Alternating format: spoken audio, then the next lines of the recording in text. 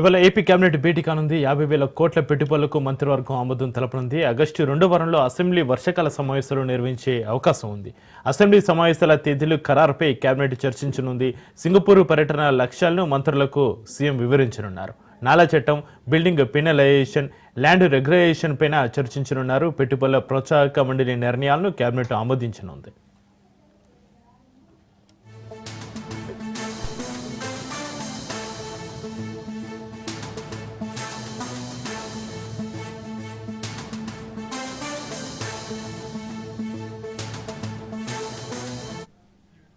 ఇక ఇవాల్టి మంత్రివర్గ సమావేశంలో కీలకమైన ప్రతిపాదనలకు ఆమోదం తెలపనుంది ప్రభుత్వం. 8వ ఎస్ఐపిబిలలో ఆమోదించిన 39,473 కోట్ల పెట్టుబడులతో పాటు 9వ ఎస్ఐపిబి సమావేశంలో ఆమోదించిన 4 కంపెనీల ద్వారా 20,000 కోట్ల పెట్టుబడులకు ఆమోదం తెలపనున్నారు.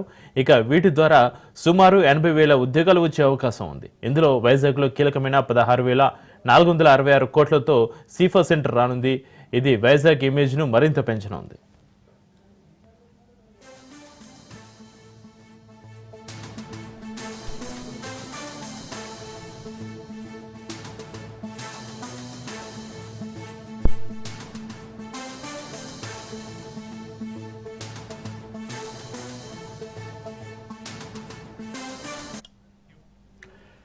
ఇవాళ ఏపీ కేబినెట్ భేటీ కానుంది. 50,000 కోట్ల పెట్టుబడులకు మంత్రివర్గం ఆమోదం తెలపనుంది. ఆగస్టు 2వ వారంలో అసెంబ్లీ వర్షాకాల సమావేశాలు నిర్వహించే అవకాశం ఉంది. అసెంబ్లీ సమావేశాల తేదీల ఖరారుపై కేబినెట్ చర్చించనుంది. ఇక సింగపూర్ పర్యటన లక్ష్యాలను మంత్రులకు సీఎం వివరించనున్నారు. నాలా చట్టం, బిల్డింగ్ పెనలైజేషన్, ల్యాండ్ రెగ్యులేషన్ పైన చర్చించనున్నారు. ఇక పెట్టుబడుల ప్రోత్సాహక మండలి నిర్ణయాలను కేబినెట్ ఆమోదించనుంది.